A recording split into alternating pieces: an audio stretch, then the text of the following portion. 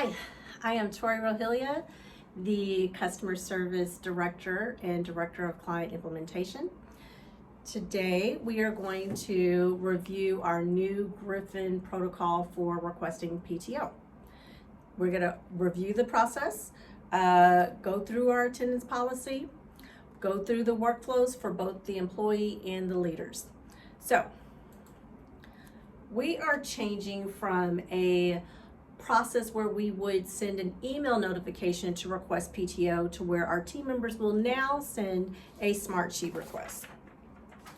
Before we jump into all of that, I want to make sure that we understand what our policy is. So we have some handouts in our guide, in our packet, and you'll see it's HR Policy 101 and HR Policy 101A. 101A is the companion to 101. It's important for our leaders to really know and understand what this policy is. So what we're going to do today is go over a few highlights. You have the policy in your hand, so it's very important that you review it, go over it, know it, understand it, and reach out to your leaders or to HR if you have any questions. So the policy, as it states in our HR 101, regular attendance is an essential responsibility of each and every employee of Griffin Healthcare. It is their responsibility to report to work on time and be there for the beginning of their scheduled shift. Employees must report an absence at least 1 hour before their scheduled shift.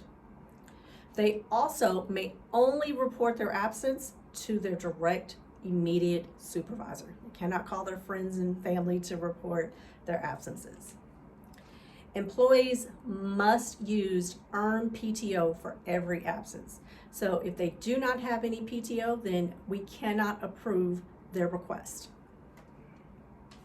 Employees within their 90 days may not take any PTO. So anyone within their first 90 days of employment, if they need to be off, it will automatically count as an occurrence. So let's talk about what those occurrences are and what it looks like to progressively build up to some sort of disparate action. So attendance and absences work the exact same way. Attendance and tardies work the exact same way.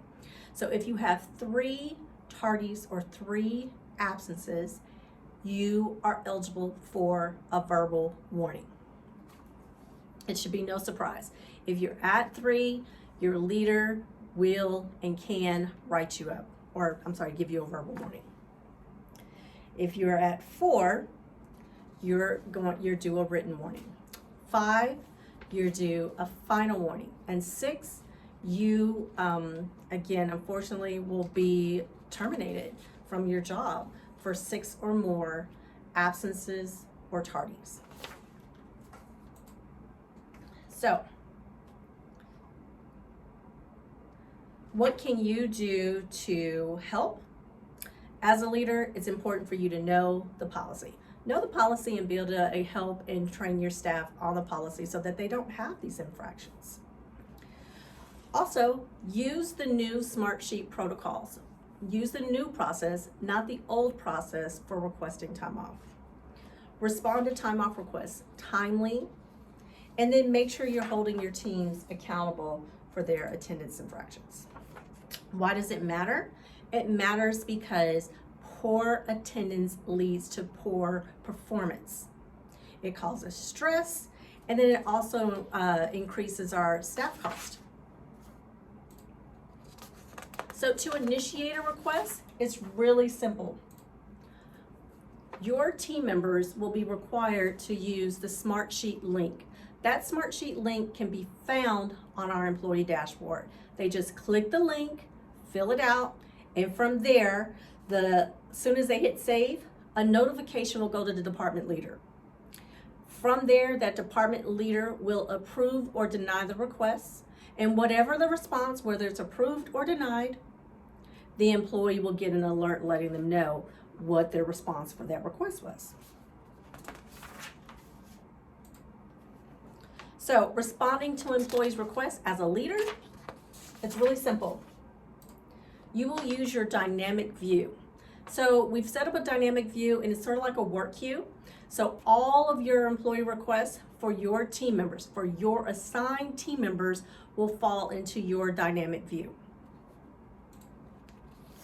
So you will log into your dynamic view. From there, you will click on the employee's request. You will update your response, whether it's approved or denied. You can enter a comment, and then you will put in your response date and hit save. At that point, a notification will immediately go to the employee, and then it will also send an alert or notification to the department executive so that they're aware of what their staffing numbers will be for that day. It's that simple. So in your packet, you have several examples of the notifications. I included what the notification looks like for the confirmation. This is what the employee gets whenever they put in a request. I included the new request example, and then I also included the approved and the denied example alerts. These are all the alerts that you will receive. They're here for you to be able to just reference back. If you have any questions at all, please feel free to get with any of your department leaders, the directors, executives, or HR. We're happy to help you through this process. We hope this makes it smooth for everyone, and we look forward to rolling this out slowly with every department. Thank you. You guys have a great day.